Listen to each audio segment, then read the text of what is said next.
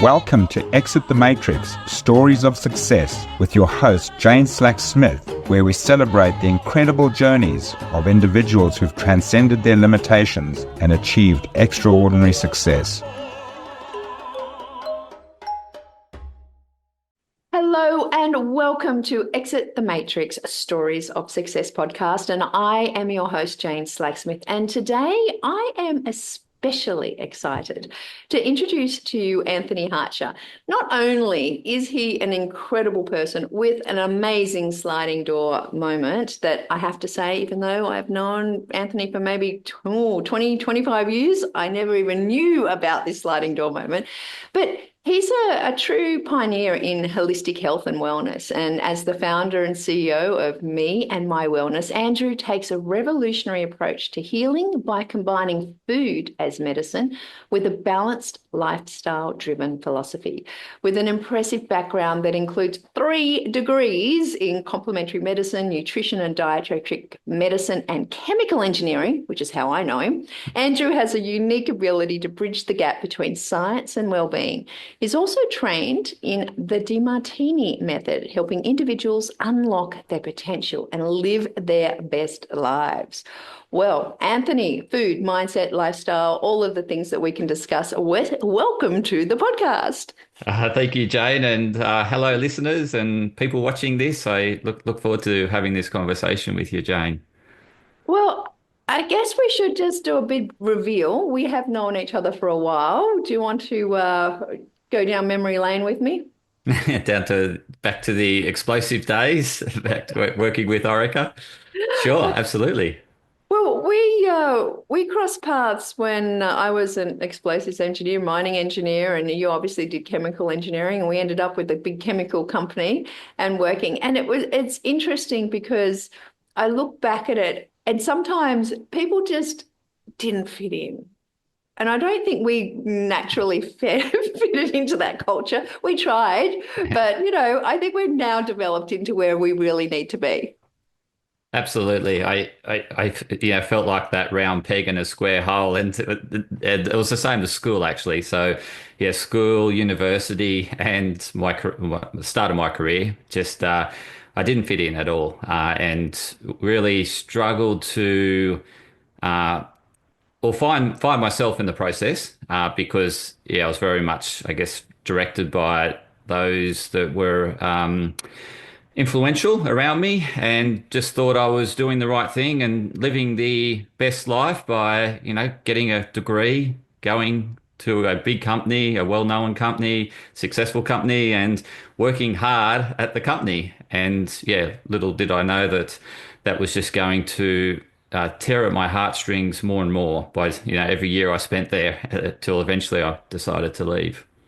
It is interesting, isn't it? Because people who are listening to this might have that. I think we started this awareness process that, there's a misalignment, or I'm uneasy, or I'm in a matrix, which is where we kind of get to the awakened stage. We're like, wait a second, the society has told me, go to school, go to university, get a good job, work for the corporate, save some money, buy a house, get married. And then you're like, doesn't really feel like I'm doing like my heart's joy here. So I want to go to, I guess, where you are now is a long way from that chemical kind of industry that we were in. And you obviously had a sliding door moment. So I'd love to throw it to you and just for you to share that with the listeners of what changed everything for you. Yeah, I think it was just the journey, and the journey really shaped and led me to where I am today. Like, if I look at my career, at school, I didn't do well at school. I just didn't like the curriculum, didn't like what I was learning, and didn't pay attention as a result of that, and so-called ADHD, right? It just wasn't interesting, right? It wasn't me. And same with university. I turn up to lectures. The lecture was boring. I thought, well, I turn up to lectures. So I decided not to turn up to lectures, and of course failed subjects as a result of not turning up to lectures. But I, just kept pushing, and this is the right thing to do, and go through, complete the degree, and and then go and work in the company. And I was working in the company, and there was aspects of the job I loved, and I got into it. I love being in the laboratory, playing around with explosive formulas and going out and blowing them up at the army range. It was a Who dream wouldn't? job. Who wouldn't? No, that's right. And so that was, exciting, but then all the admin and the bureaucracy and getting all these approvals. And I just wanted to do what I love doing. I just didn't like doing all the other aspects of corporate. And then you'd have varying bosses that, some aligned to, like, I liked the freedom. I had a boss that didn't like giving freedom and liked micromanaging. And I didn't like that period, but when I had a boss with freedom, I thrived. And so I started to pick up on all these areas where I was tapping into my superpowers, and they sort of accumulated over time. But I got to a point where I was getting paid well, and I was saving a lot of money, and I was well, I had a relationship and got married, and that broke down. So that broke that fantasy. So I thought, okay, well, it's not happy ever after. It's, you could have divorces and still recover. And I think it was in that recovery journey that I started to really look at myself, and I didn't blame my partner. I looked at what I contributed, and I looked at my profession, what I was doing and what I liked about it and what I didn't like about it. And so I had a real deep reflection as a result of getting separated and divorced. And it was in that process of finding myself in those years after the separation and divorce that I really came, like, I was thinking, what do I like doing? Because obviously that once that fantasy was busted, you felt low and felt like a failure. And so I got quite depressed. And so I was thinking, what excited me when I was young? And I started to think about, like, I love being active. I love doing healthy things. I love eating well. And so I started to reconnect with what I loved, and I started to do more of that. And so when I was working for the corporate, I was really deeply involved with doing Ironmans and marathons, and that was the thrill, was the training and getting back into competing. And I really loved it, and watching what I ate and all that. And so I was able to keep going with corporate. And then it happened to be a moment where I was in New Zealand, and a friend of was actually someone that was working there. Their sister said to me, have you met this guy? Because I kept talking about health and how I was into health. And he's going, I think you should go and meet this guy. He's a naturopath. And I said, oh, what does a naturopath do? Who in the hell is a naturopath? Yeah, yeah. I was brought up with doctors and the medical system. I had no idea that there was alternative medicine out there. And so I said, okay, I'm open. I'm open to seeing someone that's a naturopath and finding out what they do. And I went along and had this consultation, and I thought, wow, you're interested in who I am. Wow, you're interested in my health history, the bigger picture. And we're talking about food and lifestyle to help me achieve my health goals. Thinking, wow, this is profound. This is really, A holistic approach. absolutely holistic. And that really was a light bulb moment. Was I love this conversation. I could have this consult all day. Can we, And so I kept booking in and kept booking in and kept doing the consults and kept seeing the naturopath. And however, obviously life went on, and I continued to travel with Orica and got back to Australia, and then, but it's sowed a seed within me, and the seed was that, okay, there's alternative medicine out there. I've always been interested in doing alternative medicine. I didn't know you could make a career out of it. And so I started to think about it as, well, maybe that's my sliding door moment, is, the appointment. But there was many, like, so I guess ignored it and thought, no, I've got to keep working and, keep earning the money. And you get this sort of attachment to the security of having that constant income, and the fear of letting go of it all. And so, and then I happened to visit a chiropractor over here, that then the chiropractor was putting on a talk for all their clients. And I went to the talk, and it was Damien again, the guy I met in New Zealand, who was back in Australia. He was practicing he was studying chiropractic when I met him in New Zealand, but he was a naturopath. And so he was up on stage, and that was the moment, the real big sliding door. So I guess the initial moment was just a spark where it slightly opened, but it slid open full range was the moment I saw Damien up on stage, had the whole audience engaged. He was sharing his story about his health journey and how he got into, like, he was an accountant that was studying accountancy, and then he got really big and large and hated the way he looked. And so then he started to look at health, and then he really got into it. And so I just saw him up on stage, and I actually, that moment, I then saw myself doing what he was doing. And that was really the moment I had the conversation with, I think it was my partner at the time. I don't think we were married, Adriana, who you know. And I said, I can see myself doing that. And she really then, got behind me and supported me in the pursuit of doing what Damien was doing up on stage. And yeah, so then I started making small steps. It was like, okay, I'm actually going to talk to Damien after this, and I did after this, and I just said that was a great talk, but then I didn't do much. But I then decided, like, I think I was off to Perth the next day or something, flying around again, and then I texted him and said, "Oh, I really want to catch up. I want to find out how I can get in and learn more about what you do." And so it was at Perth at 4 a.m. in the morning. He said, "I'm only available at 6 a.m." He lives in Victoria, and I was in Perth. And anyway, so I'm getting up at 4 a.m. and having a chat to David on his way to work because he's super busy. And yeah, so he told me about the college to go and study at, and it just it cascaded from there. And so I started doing full-time study, full-time work, and that was hard. That was really difficult, but I loved the study, and it was the first time in my whole life that I actually enjoyed what I was learning. I hated it at school, hated it at uni, but I was now back at school and I couldn't get enough of it.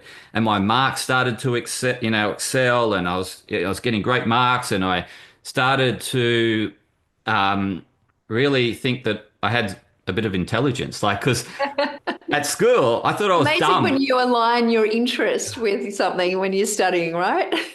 Absolutely. Like, and I didn't have any ADHD. It disappeared. Like, it was, I couldn't get myself away from papers on nutrition and health and all that. And so even now, I still don't. And so even talking about it, like, there's no distractions. I can just talk for hours, and hence you're going to have to rein me in because I will, don't you worry. I'll keep talking. But this is interesting, right? Because we talk about alternative medicine, and there's a bit of a woo around it, but we don't realize that traditional medicine was the woo 100 years ago, right? They're all practicing. They're general practitioners. Like, they're not cracking it.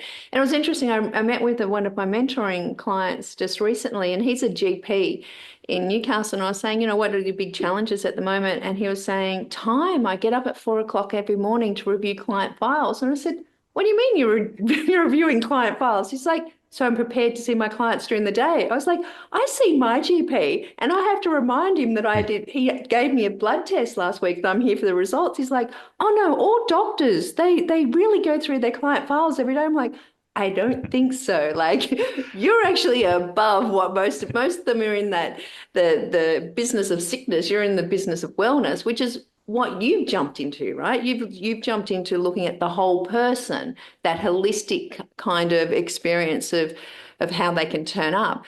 But if I bring you back to this sliding door moment, obviously Adriana was supportive, but your parents' work, like, was there a big obstacle to you going, by the way, I'm out of here? Absolutely, because I got a lot of praise from certainly my father, in terms of, yes, you've got I guess a degree that's recognized, and it's a profession that's, reputable and respected and neat. Yes, yes. And so that was a real hard thing, was to tell my dad that, hey, I'm not going to do, because he was very proud, saying his son was a chemical engineer. He used to tell all his friends he's a chemical. And the funny thing was that when I finished my degree as a nutritionist in the end, I called myself a nutritionist, but Dad would still introduce me as the chemical engineer. And so it's actually taken Dad years to really come to that. this is what I love doing. Yeah. But I mean, Dad was just coming from a place of heart because he wanted me to earn good money and have a respected, profession where but and to him, he didn't have a high value on health. And so I think he was sort of seeing it from his lens, and I can see it from his lens. He was doing it, in the best interest of me, so that I could, create a good living, which, it did help me. There's no doubt about that. However, it wasn't something that would, you know, I'd jump out of the bed for, right? I wouldn't jump out of the bed to do. Oh, I mean, I did enjoy working for Orica. No issue there, but I had a good time there. There was goods Um, and bads. It wasn't like a consistent, I can't yes, wait to get to yes, work. yes, and that's what I've got now is that consistent can't wait. And so the obstacles were breaking the news to my dad and fearing the loss of love or loss of connection with dad. So that was a big obstacle for me because I had I looked up to dad. I really did. And so that was a journey in itself, was the relationship with dad and fostering that. Mum was into her health, and mum's a nurse, right? So mum could better see it from my perspective, and she embraced it a whole lot more. And again, you got that nice balance between mum and dad. Mum's supportive, dad's a bit thinking, oh, I don't think you're making the right move. Uh, and yeah, so I had that obstacle, had the support of Adriana. The other obstacle was, as we spoke about before the podcast, was imposter syndrome. Yeah. Like who are you? Who would want to listen to you? Like, your background's sort of a bit of chemical engineering, and now you're saying you're a nutritionist and a healthy guy and all this, and who's going to want to come and see you and all that sort of stuff. And then you're comparing yourself to people like, my mentor, Damien, who's, got double degree in health and who's up on stage, who's on radio, he was on the, that we had a slimming show here in Australia. The big loser, biggest loser. Yeah. So he was the host in New Zealand for The Big Loser. So, he'd really created a reputation. And yeah, absolutely. And so I was in awe of Damien and constantly comparing where Damien was at and and I'm thinking, Like his last chapter and your first yes, chapter. correct, You're like, oh my correct. God. Yeah. Yes, correct. Don't we all do that? Yeah.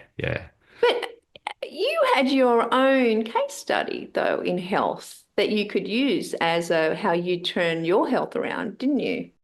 Now, a quick word from our sponsor, Your Success Club. Your Success Club is a group of vibrant, abundance seekers. If you subscribe to exitthematrix.io, we are going to drop you into the club room, which has lots of goodies, resources, and a free gift just for subscribing. Now, back to the podcast. Yeah, but it's interesting. So it took me a while to find it, but that's the thing. I used to always be inspired by other people's story and then thinking, I don't have a story. And who wants to listen to me? Like, what sort of, my story is not as good as their story, like that comparison, they got such a better story, We're harsh on ourselves. Yeah. But you had the heart story. Yes, yeah. So that was recent, hence why you aren't aware of it. It happened last year. It happened with no symptoms. Okay, so it was just a routine checkup, but the goal of the routine checkup was to get approval to say that I'm physically fit and able to complete the karate camp, and that's where I was doing my grading for karate. Was at the karate camp, and I thought I'd just turn up and I'd get this sign, saying, here you go. And the interesting thing is I was seeing a family like Adriana's uncle, and I know Adriana's uncle retired the year before, and I think he actually gave me a medical approval the year before because he said, oh, you eat well, you don't smoke, you don't drink, you run and all this sort of stuff. And he's saying, I know you well, so therefore I'm prepared to sign off, and there you go. But this doctor said, I don't know you. I'm not going to take any. And so he was actually doing really good due diligence. And he said, I'm going to run you through all the tests. And so he did. He ran me through all the tests and he goes, okay, you got high cholesterol. I'm going to check your calcium score of your heart. I thought, okay, you go for it. I'm feeling great. Like I'm fit as ever. Bring it on. Yeah, bring it on. Like I feel like I'm fitter than when I was in my 20s. And then I go back to get my results. And he looks at it and like just the look on his face. And I'm thinking, yeah, this is not good, right? This is news I don't want to receive. And I was in shock. So I was in the 99 percentile of in not a good sense, right? So this is not like academic sense, which I strive for when I was doing studies. You're This the is 1%er we don't want to be one. yes, Oh, I exactly, get it. exactly. And I'm high risk, like so super high risk, and it started to This is raise. the plaque that closes around the arteries Yeah, and yeah, okay. And the yeah. as opposed to the plaque that can break off, this is the calcium that kind of is like a fossil that closes off and there's no blood and you're out. Like one day you're good and then you're gone. Yes, uh, but the thing about the hardened or the fossilized plaque is that it's stable. And the bigger concern from a medical point of view is the soft plaque that's Right. not, and that can form clots. So the body's very good. And, the more and more research I did into this, I just really, the more you study your body and your mind, the more you just can't believe it in terms I of what know. it, It's yeah, just a yeah, miracle. I'm yes, a miracle every day. yeah, Like my gratitude is I'm a miracle. yeah.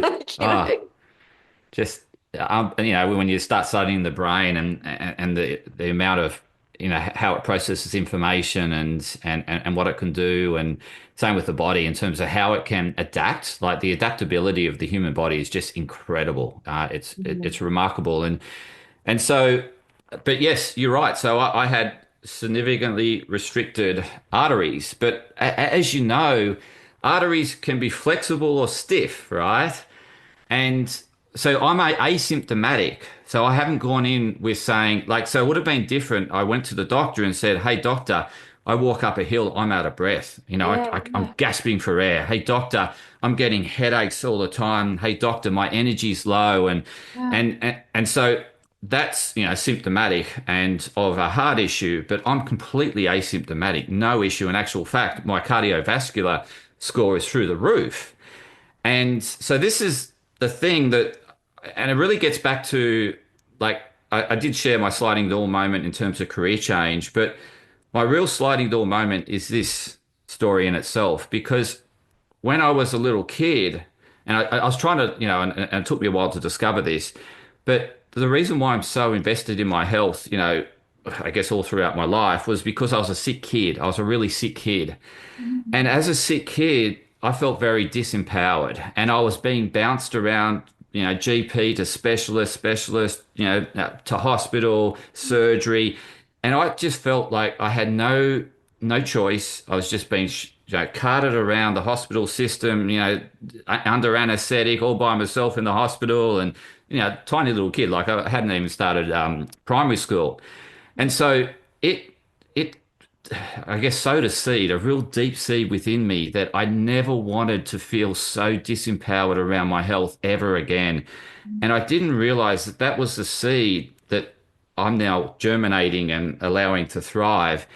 And it drove my health interest. So in primary school, I'm dieting. I'm like all the other kids are eating lollies and junk food. Here's me. I've got my food. I'm actually fasting as a kid, like, but not from a restricting and wanting to for aesthetics, simply from a health benefit point of view. So I'm doing what a lot of people do today, and I was a tiny little kid, and well before the time of fasting was popular and eating good food. Yeah, so I constantly was reading books when I was young, and I just loved picking up books about health and diet and nutrition, exercise, and everything. And so I started to really invest a lot of time and energy educating myself in, just this personal empowerment. And just going back to, me getting from the GP now to the cardiologist, and the cardiologist is in front of me and going, wow, you're a ticking time bomb. You could walk out of here and, keel over and die of a heart attack. We have to do something, So what are we going to do? First of all, I'm going to give you all these drugs. Now I'm going to weigh up surgery, open up your heart, put stents in and all that sort of stuff. And so, but it's incredible. Like this whole journey I've come and I arrived at this point where I actually felt empowered. I felt like this specialist, like I didn't feel like this disempowerment, like this, like, oh, I'm looking at this specialist that's got all these, multiple degrees and all this sort of stuff, and he's the expert in heart health, and I actually felt in a position where I could make my own decision. And so that was another sliding door moment. And it brings me to my whole, I actually feel tears, welling up, is that that just reminds, like, it just brought back that memory of feeling so disempowered. And now I'm in this position where I feel that I'm not disempowered. And I've finally got to a point where I can make my own decisions, and I'm not being told what to do. And I can do that with a degree of confidence. I mean, sure, I walked out of there and there was certainly uncertainty, right? Because I still respect medicine. I still have a huge respect for specialists. And I had I had a great cardiologist, and we had a real open conversation about it. So I chose not to take drugs. I said, look, I'll go along the journey with you, but I'm not taking the drugs. I'll do it my way. So just bear with me. There's got about another 5 more minutes of this story, right? I'm all in. I'm all in. And so Well, I go, take right? a break here, and like people can go and have a cup of tea. Just pause. We'll have a bit of music, and we'll come back. Anthony, keep going. Thanks, Jade. And so I walk out of there and I'm thinking, I've got to break this news to Adriana. And Adriana's a real conservative. Her family's very conservative. My family's probably got a degree of conservatism. And here's me, this wild boy. Like, I've always been wild and went against the grain. So this outlier, I actually felt comfortable in this position. I thought, okay, Adriana's probably going to go with the medical side. Mum and Dad will go with the medical side. Adriana's parents, my in-laws, will go with the medical side. And here's me, right? Flying the flag for holistic health and well-being. And I know what I'm talking about. And so it was hard. Like, that was plenty of, because I obviously respect medicine. I have a deep respect for, all the loved ones around me. And I was going against their wishes. And so it did throw a bit of spanner in the works, because, you Google this stuff and all the medical stuff pops up, all the medical research, or everything, all the, the 5 things around you should, do if you got this with calcified heart and all this sort of stuff. And so I was thinking, no, I've got to dig deeper. I've got to dig deeper. I've got to dig deeper. But the incredible thing was that I actually started this journey before I actually got this diagnosis. And I connected with these medical professionals who are outliers, who look beyond, I guess, the medical lens. And so I just, connected in with them. And that's where I was, feeling a bit supported, and that I wasn't so much against the grain. And so I thought, okay, I know what to do. I'm going to double down on what I'm doing. And so I did that. And I had to then also go and get all these extra tests that he wanted done, MRIs, CAT scans, everything, cardiovascular stress test and all that sort of stuff. And so I then come back to him 6 weeks later. He sits down, he opens up my file on his screen, and he's just shaking his head. And I'm thinking, oh, shit, here we go again. Yeah, here we go again, right? And he's dumbfounded. He's doing all this computation in his head, and he can't work it out.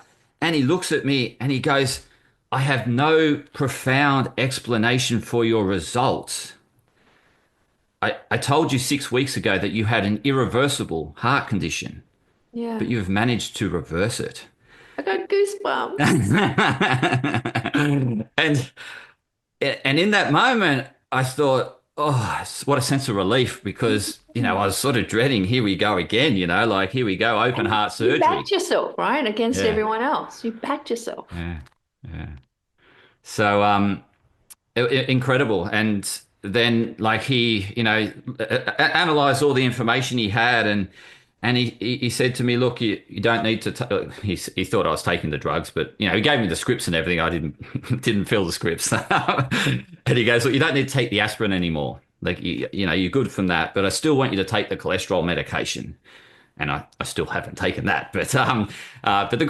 For me, I wasn't I backed myself, but there was still that element of doubt and element of insecurity. And I think that was a bit of confirmation that what I was doing, because he then said to me, he goes, whatever you're doing, keep doing it. And so that was really warming. And then another sliding door moment, this is incredible, was, can you tell me what you're doing?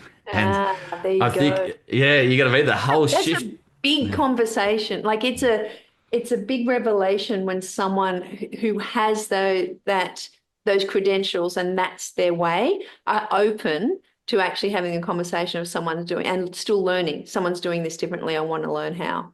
That's amazing that you were working with someone like that. Yeah, so it was, yeah, such a journey, but a total So is about he turn. sending all of his clients to me and my wellness now? I was hoping to. I was hoping that would be my breakthrough. But I think the risk for him is he's practicing license, right? And knowing how I'm doing it. And look, the science, there, there, there's emerging studies and it's growing. This body of evidence is growing, but the medical evidence is overwhelming for him. And he would be really going against the profession, and potentially risk losing his license to practice as a cardiologist. So I can see his point of view. It's Yeah. a risk for him. So that brings us to now. Like, Yes. you're a chemical engineer, you struggled with learning, you found a passion for learning, and you've created this incredible business where you have that holistic conversation with people. Tell us a bit about how you now have taken all of that to Me and My Wellness and what you're doing.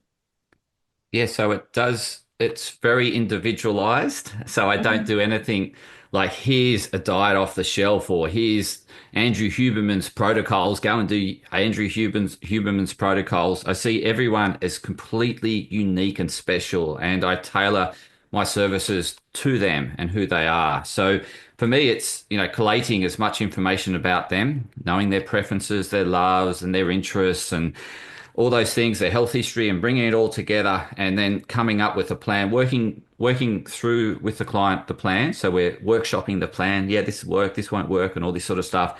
It's very empowerment centered. So I'm passing on education. So a lot of it's around empowering them, to the point that some people just want to know what to do. So I understand that.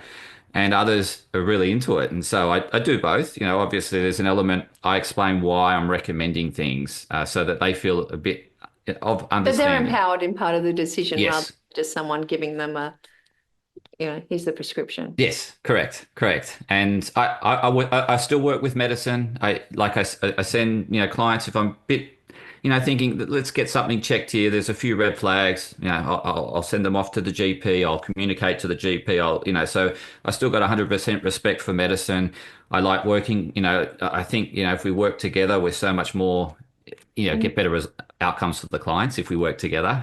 So that's my view on health and well-being, and it's very much how I practice. And I like, for me, it's all about the individual and seeing the transformation and the growth, and seeing them get the results that they desire and the health improvements that they're looking for, and feeling empowered. Like, my ultimate aim is to get them so empowered that they don't need me. So that I want to make myself redundant, ultimately. It's interesting that the journey that we've had together over the last 20 plus years, and being with one of those big multi companies, and you leaving to pursue something that no one could get their head around, and I left to become a mortgage broker, and people are like, where did that come from? Like, sometimes that shock and awe that we create, it holds people back, like, because it is, you're definitely exiting the matrix. And that, I love the fact that you had someone, a mentor, a coach, but you had someone that you could look to and go,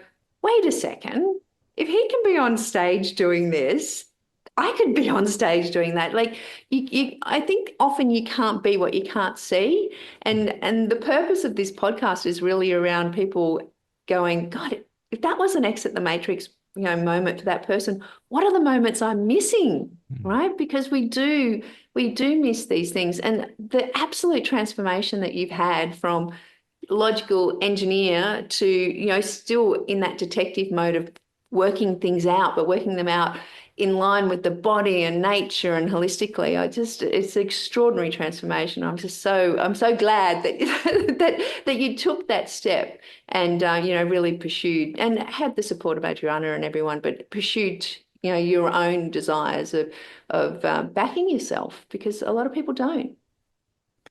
Yeah, I guess it's good with because as a kid, I never fitted in. Like I was sent out of the classroom, I was locked up in storerooms and, I guess embarrassed in front of the class, but getting the whip Whip, or, yeah. So the I, stick, the yeah, cane, yeah, the yeah. cane. So I was never on stage for the right reasons. I was on stage because I was bad and they wanted to make a point of it. And so I I never felt like I fitted in, and I think that upbringing has really served. Like, and as much as people could say, oh, you abused and bullied and all that, it served me for where I am today because I'm willing to speak out when when I feel it's justified, and I'm willing to be a voice on a podcast, and I'm now getting to the point where I'm very comfortable on stage, and but yeah, as a kid, all these little moments have all served me to where I am today, and I'm grateful for being kicked out of the classroom. I'm grateful for being told that I've got an IQ of a dead plant and all this sort of stuff, and because. Like being told you've got an IQ of a dead plant makes you thirsty for learning, right? It made me thirsty and hungry, and that thirst and hunger has never stopped. And even today, I'm still learning. So I thank all those teachers and all those people that could have, you could have said that, today they would have been classified as, bullying and abuse, but it served me so well, like, because I'm really resilient. I'm very adaptable, and it's thanks to all that bullying and challenging that I received as a kid. What an incredible way of looking at the world. Well, Anthony, I always ask my guests for a funny anecdote or something that people don't know about them. So, do you have something that you can finally just pull out of your pocket to share? There's not much because I'm so comfortable being me. Like, and oh, I mean, that's evolved over time. But I'll give you a story from COVID. That COVID people were, I guess, there was aspects that were really challenging, and I just thought, how can I put a spark into people's lives, and so I thought every time I go out I'll dress up as a superhero and wander around the streets and helping anyone I could. And I remember this lady that was out shopping and she didn't have her children with her, and I don't know whether it was a numbers restriction or whatever, so she didn't have a normal teenage helpers, and she's really struggling with this trolley and navigating this hill. And along comes American superhero, Captain America, and she sort of looks at me and goes, like, am I dreaming? And it was a real profound moment where I, really lit up her day, and she wanted to have photos with me and share them with her family and on social media and all that. And it was thinking like, I don't have my teenage strong sons with me, but I've got this superhero that's come out of nowhere. And so that was a funny moment, I thought, because Absolutely. Well, you're obviously a superhero to the people who you work with as well. So I really thank you so much. And Anthony has generously offered the listeners of this podcast. So if you're listening to this in 5 years' time and he has no availability, oops, but for now, at least for 2025, very generous opportunity to have a discovery call with him, and obviously completely complimentary. He'll get to know you and you get to know him. But I really appreciate you making that offer, Anthony. And if people want to go to exitthematrix.io/S for short /. Anthony, then you can go and book some time with Anthony. I think I might even have to click into one of those two, and yeah, make a time and talk about your wellness and your wellness journey with Anthony. I'm sure that having heard him today, he has inspired you as he's inspired me with his story. So thank you so much for sharing, Anthony. thank you, Jane, and thank you, listeners and viewers. Well, guys, that is a wrap for exitthematrix.io this time. As you know, we're always trying to hack the algorithm. So go ahead and leave a review, go over to YouTube, subscribe so that we can get this message out to more people. And if you go to exitthematrix.io and subscribe there, I have got a free gift for you as well. So as always, I hope that this little story, which is actually a big story and a few sliding door moment stories, has inspired you to look at your own life and take inspiration from it and possibly exit the matrix and go for your heart's desire as well. As always, here is to your success. Bye for now.